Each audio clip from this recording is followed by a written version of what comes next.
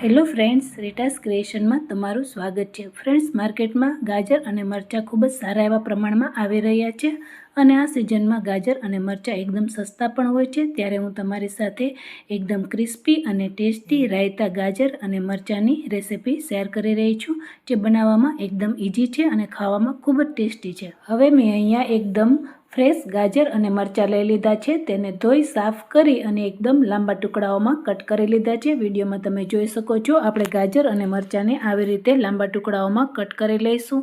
ગાજર અને મરચાં લાંબા ટુકડાઓમાં કટ થઈ જાય ત્યારબાદ આપણે એક મોટું બાઉલ લઈ લઈશું અને બાઉલમાં બધા જ ગાજર અને મરચાંને સરસ રીતે મિક્સ કરી દઈશું। ગાજર અને મરચાં સરસ રીતે મિક્સ થઈ જાય ત્યારબાદ આપણે આમાં 1 ચમચી જેટલું મીઠું અને 1 ચમચી જેટલો હળદર પાવડર એડ કરી દઈશું અને મીઠું અને હળદરને સરસ રીતે મિક્સ કરી દઈશું, જેથી કરી અને બધા ગાજર અને મરચાંમાં મીઠું અને હળદર પાવડર એકદમ સરસ રીતે ચડી જાય। વિડીયોમાં તમે જોઈ શકો છો। હવે મેં અહીંયા 2 ચમચી જેટલા રાઈના કુરિયા લઈ લીધા છે, 2 ચમચી જેટલા મેથીના કુરિયા લઈ લીધા છે અને 1 ચમચી જેટલી આપણે આખી વરિયાળી લઈશું। ફ્રેન્ડ્સ, વરિયાળીની સુગંધ પણ આમાં ખૂબ જ સરસ લાગે છે, તો ચોક્કસથી એડ કરો। બધી વસ્તુઓને સરસ રીતે મિક્સ કરી લો અને 1-2 વખત આવી રીતે હાથોની મદદથી ઉછાળી લો, જેથી કરી અને બધા કુરિયાઓ ગાજર અને મરચાંમાં સરસ રીતે સેટ થઈ જાય। બધી વસ્તુઓ સરસ રીતે સેટ થઈ જાય ત્યારબાદ આપણે એક આખા લીંબુનો રસ આમાં એડ કરી દઈશું અને તેને પણ આપણે સરસ રીતે બધા મરચાં અને ગાજરમાં મિક્સ કરી દઈશું।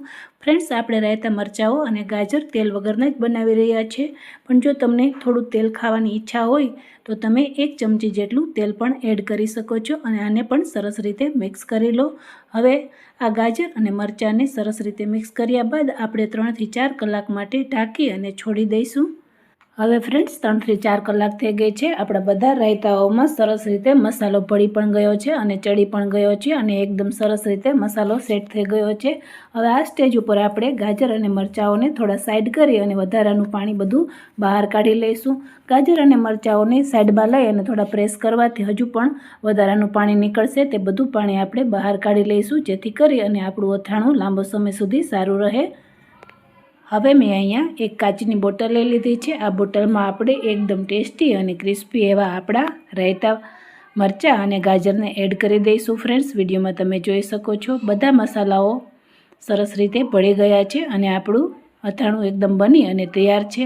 બધા રાયતા અને ગાજર મરચાં એડ કર્યા પછી પણ આટલું પાણી બચી ગયું છે। ફ્રેન્ડ્સ, આ પાણીને આપણે આમાં એડ નહીં કરીએ, આ પાણીને આપણે ફેંકી દઈશું। આ રાયતાને આપણે 10 દિવસ માટે ફ્રીજમાં રાખી અને આરામથી ખાઈ શકીએ છીએ। બસ એક નાની એવી ટિપ્સનું ધ્યાન રાખવાનું છે કે તમે જ્યારે બોટલનું ઢાંકણ બંધ કરો ત્યારે ઢાંકણની અંદર આપણે આવી રીતે ટીશ્યુ પેપર એડ કરી દઈશું, જેથી કરી અને ઢાંકણમાં થોડું પણ પાણી જમા થાય તો તે અથાણાની અંદર પડે નહીં અને અથાણું આપણું ખરાબ ન થાય। તો આ વાતનું ચોક્કસથી ધ્યાન રાખો ફ્રેન્ડ્સ।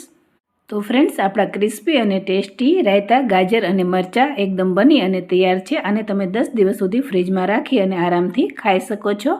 તો ફ્રેન્ડ્સ, તમને આ રેસીપી કેવી લાગી કમેન્ટ સેક્શનમાં જરૂરથી જણાવો। જો તમને આ રેસીપી ગમી હોય તો તમારા નિયર અને ડિયરને શેર કરો, લાઇક કરો અને મારી ચેનલને સબસ્ક્રાઈબ કરો। ખૂબ જ જલ્દી મળીશું આવા યુઝફુલ વિડીયો સાથે। ત્યાં સુધી બધા ફ્રેન્ડ્સને આવજો।